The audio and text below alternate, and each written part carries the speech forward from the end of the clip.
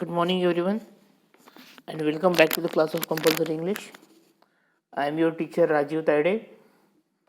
In the last lecture, we have seen the poem Daffodils and the stanza number first and second regarding it. Now we will move toward the third stanza of the poem. I will read and explain it to you.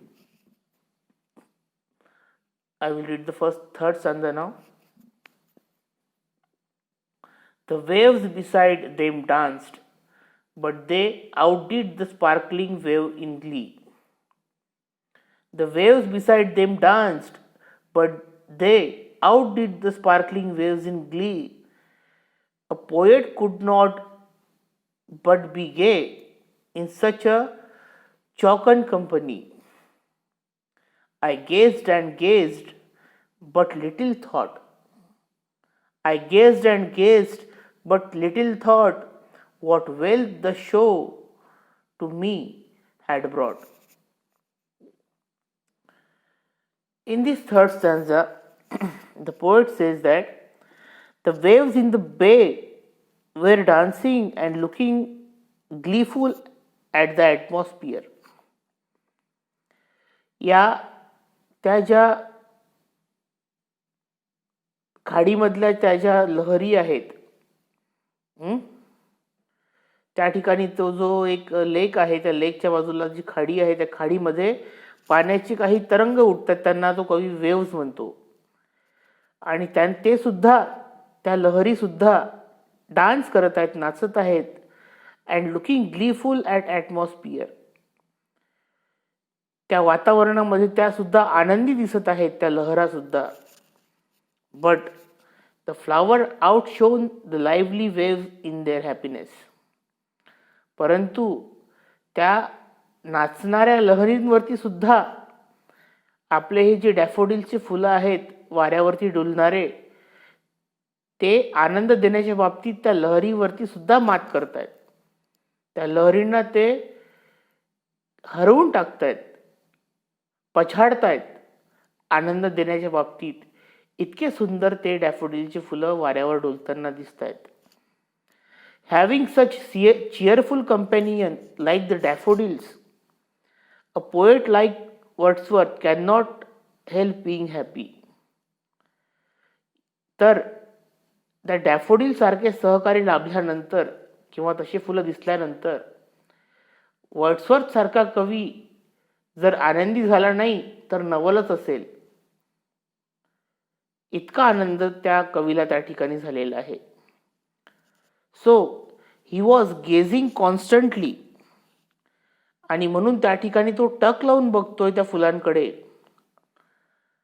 At the flowers and enjoying their beauty, त्या फुलांकडे टक लावून बघतोय आणि त्यांची जी सुंदरता आहे त्याचा तो आस्वाद घेतोय. The word gazed is used twice to indicate how moved or charm the poet was. आता खालून जी दुसरी ओढ आहे, I gazed and gazed but little thought, या ओढीमध्ये गेज्ड हा शब्द 2 वेळा वापरलेला आहे कवीनी.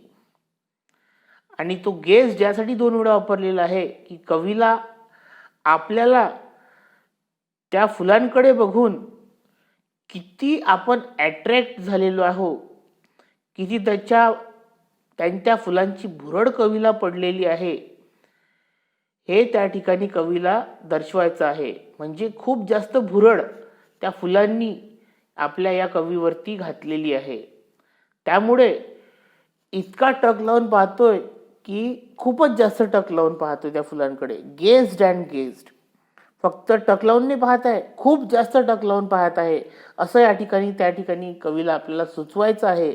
म्हणून तो शब्द 2दा या ओळीमध्ये वापरलेला आहे.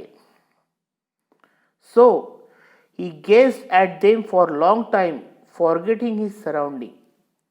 आणि असं वाटते की त्या ठिकाणी तो फुलांकडे पाहत राहिला खूप वेळपर्यंत आणि आजूबाजूच्या वातावरणाचा त्याला विसर सुद्धा पडला. At that time he did not think much about wealth that flowers had brought to him. जेव्हा तो त्या फुलांकडे बघतो तेव्हा त्या फुलांनी ती जी संपत्ती त्याला दिलेली आहे त्याचा तो विचारच करत नाही. कुठली संपत्ती ते पहा. The poet realises that later he may be after few days. त्या कवीला त्या संपत्तीची अनुभूती होईल, रिअलाइज होईल त्याला, पण कधी आज नाही, कदाचित उद्या किंवा काही दिवसानंतर. This wealth is the happiness and the pleasant memory that he enjoyed for long time since the day.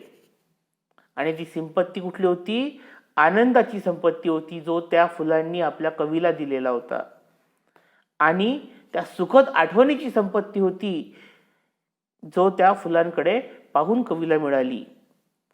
जी संपत्ती तो आयुष्यभर आपल्यासोबत बाळगेल, आनंदाची, एन्जॉयमेंटची. आणि जी संपत्ती त्यांनी त्या दिवशी खूप वेळ अनुभवली होती, जेव्हा त्यांनी ती फुलं बघितलेली होती. So in this way the third stanza we have completed. Now we will move towards the fourth stanza.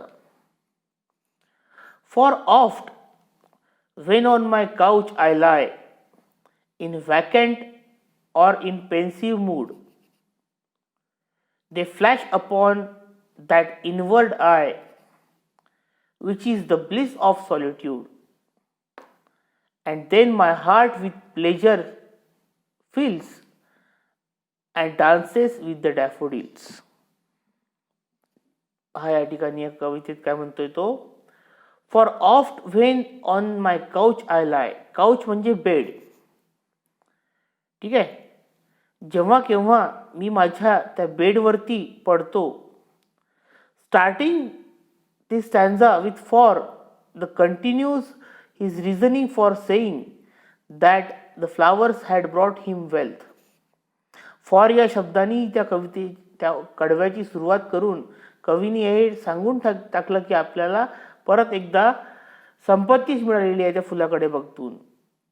He clarifies why the sight of flowers was so important in his life. आणि तो या गोष्टीला स्पष्ट सुद्धा करतो की का ती फुलं त्याच्या आयुष्यामध्ये एवढी महत्वाची आहेत. Whenever he lies on his bed. Couch म्हणजे बेड किंवा गादी. Whenever he lies on his bed in vacant thoughtful mood. Vacant म्हणजे डोक्यामध्ये काहीच नाही आहे. व्हॅकंट म्हणजे जी गोष्ट रिकामी आहे.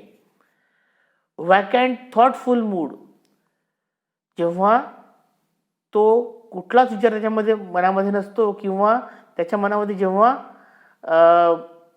विचार करण्याची इच्छा होते, त्या विचार करण्याच्या मूडमध्ये असतो. The daffodil flash upon his inner eye. त्याच्या मनाच्या डोळ्यामध्ये किंवा आठवणींच्या डोळ्यामध्ये त्याला ती फुलं लुकलुकताना दिसतात, फ्लॅश होतात, चमकतात त्याच्या डोळ्यासमोर अचानक ती. That is his imagination. Inner I म्हणजे, इनवर्ड आय म्हणजे इमॅजिनेशन, त्याच्या कल्पनेमध्ये. The daffodils have become an everlasting memory for the poet. ती कधीही न संपणारी आठवण आपल्या कवीसाठी बनलेली आहे, ती डॅफोडिलची फुलं म्हणजे. Whenever he is lonely,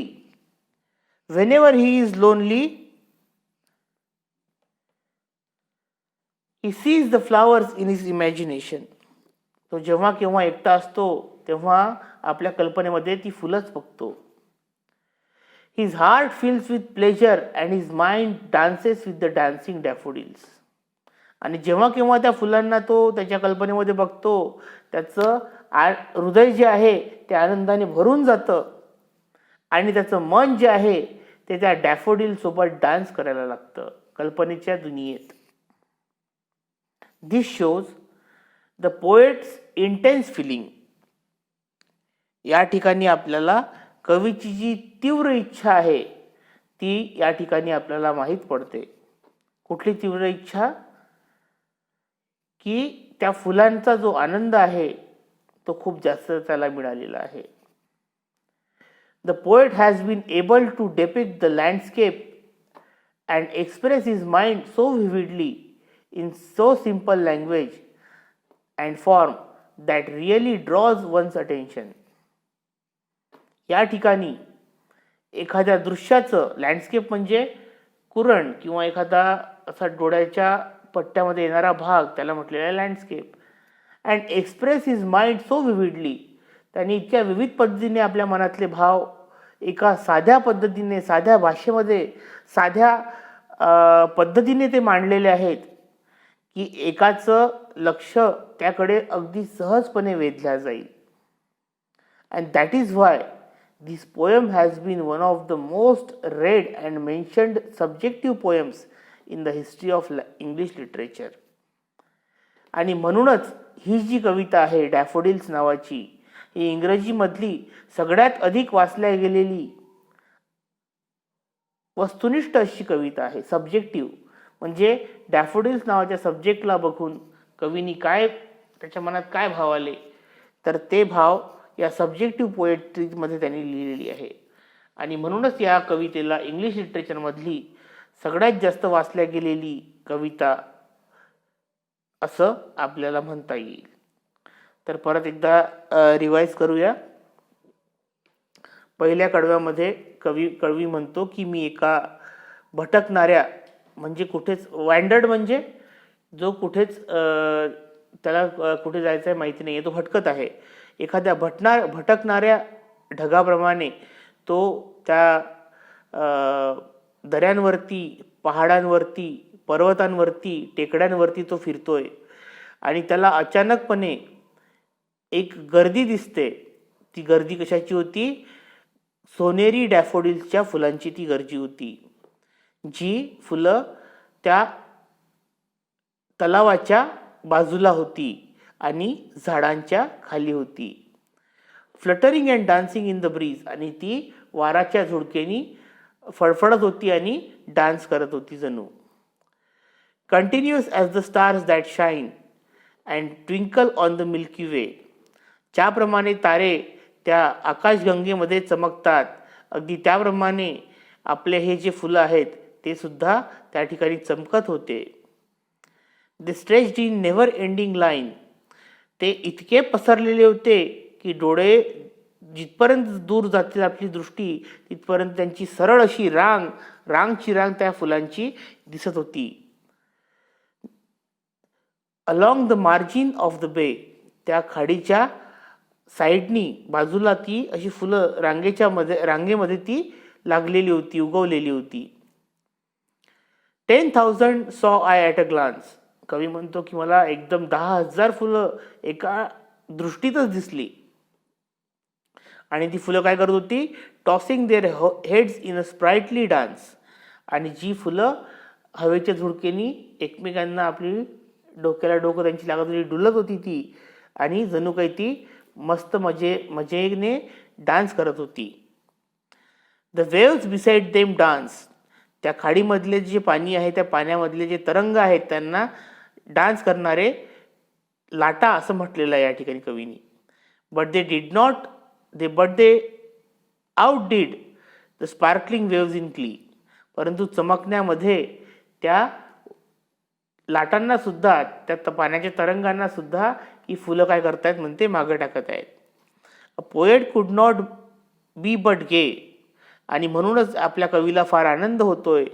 in such जॉकंड company, हिची खूप सुंदर अशी त्याला जी कंपनी मिळालेली आहे, साथ मिळालेली आहे किंवा सहवास लाभलेला आहे, त्यामुळे तो खूप जास्त आनंदी झालेला आहे. I gazed and gazed but little thought what wealth the show to me had brought, जो त्या ठिकाणी दृश्य त्याला दिसलं त्याच्याकडे तो खूपच टक लावून बघतोय, आणि तो त्याच्या मनामध्ये असा एक छोटा विचार येतो की काय संपत्ती या फुलांनी मला दिलेली आहे. For oft when on my couch I lie, कधी कधी, ऑफ्ट म्हणजे ऑफनचा शॉर्ट फॉर्म झाला तो. For oft when on my couch I lie, जेव्हा मी माझ्या गादीवरती कधी कधी झोपलेला असतो, शांतपणे पडलेला असतो, कधी कधी, ऑफ्ट म्हणजे कधी कधी. In vacant or in pensive mood, vacant म्हणजे जर जेव्हा डोक्यामध्ये कुठलाच विचार नसतो, आणि पेन्सिव्ह म्हणजे जेव्हा विचार करायची इच्छा असते तेव्हा.